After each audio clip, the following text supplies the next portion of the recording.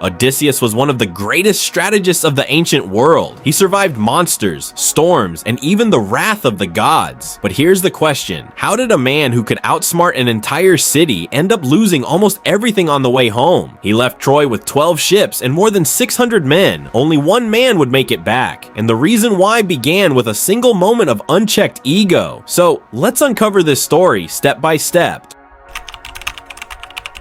The Trojan War ended only when Odysseus devised a way to bypass the stone walls of Troy.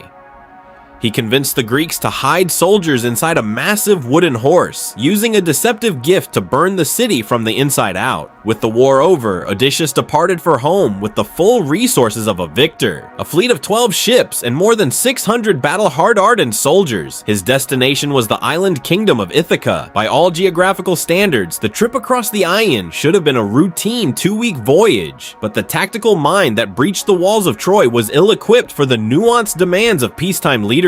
That 2-week trip became an agonizing 10-year nightmare. Out of the 12 ships that left Troy, 0 returned. Out of over 600 men, exactly 1 made it home. The casualties were constant. His sailors were devoured by a 6-headed monster, transformed into livestock by a witch, and finally their last ship was violently split in half by a lightning bolt in the middle of the sea. We have to ask how the most brilliant strategist in the ancient world managed to outsmart himself for an entire decade. Every shipwreck and casualty of the next 10 years traces back to a single moment of unchecked human ego. The catalyst for the disaster was the island of the Cyclopes. Despite warnings to take the local supplies and leave, Odysseus insisted on waiting in a cave to see the owner. That owner was Polyphemus, a giant who sealed the exit with a massive boulder and began eating the men raw, 2 at a time. Odysseus responded with a perfect intellectual solution. He got the giant drunk, blinded him with a stake, and claimed his name was Nobody. When the giant screamed for help, his neighbors ignored him because he claimed nobody was hurting him. The physical escape was just as precise. The men strapped themselves tightly beneath the bellies of the giant sheep, slipping right under the monster's hands as he blindly felt for them the next morning. At this moment, Odysseus was safe. He had secured a victory. His men were on the ships, and the god of the sea had no way to identify who had blinded his son. As the ship pulled away, Odysseus stood up and shouted his real name, his father's name, and his exact home address back at the blinded giant. His need for personal credit overrode his tea training. He couldn't tolerate a victory if the world didn't know he was the author of it. This identification gave the giant everything he needed to pray to his father, Poseidon. The result was a targeted curse that ensured the sea itself would treat Odysseus as an enemy. This shout scheduled a decade of disasters. Trust eroded. The crew opened a gifted bag of winds within sight of home, blowing them away.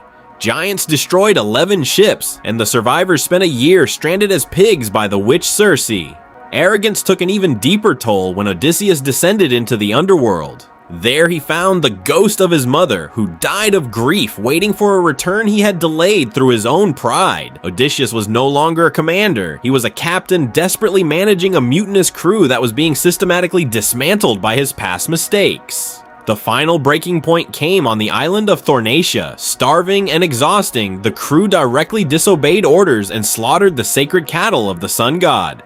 As they fled, Zeus struck the ship with a thunderbolt. Every sailor drowned, leaving Odysseus as the sole survivor drifting in an empty sea. He spent the next 7 years as a prisoner of the goddess Calypso. He had no ships, no men, and no status. The man who risked everything to make his name famous was reduced to a nameless, weeping castaway with nothing left to show for his intellect. When Odysseus finally reached the shores of Ithaca 20 years after he left, his palace was overrun by 108 suitors who were consuming his estate and pressuring his wife to remarry. Instead of announcing his arrival, he entered his own home disguised as an anonymous beggar, quietly enduring insults while he planned his response. During a contest to string his old bow, he revealed himself through action rather than words. He fired a single arrow directly through 12 axe heads and executed the 108 suitors with silent competence. He reclaimed his kingdom only after he mastered the self-control to suppress his ego until the exact moment his enemies were vulnerable. Penelope offered one final test of his identity. She ordered her servants to move the king's marriage bed out of the room. Odysseus knew the bed could not be moved. Years earlier, he had built the bedpost out of a living olive tree, carving the furniture directly into the roots that grew through the palace floor. He finally proved his identity, not through war stories or a list of titles, but through the humble private memory of how he built his own home. The story ends with a lesson that hasn't aged in 3 millennia. You can outsmart monsters and win wars, but the smartest person in the room is still vulnerable. If they cannot control their ego, sometimes the most powerful move is simply knowing when to keep your mouth shut.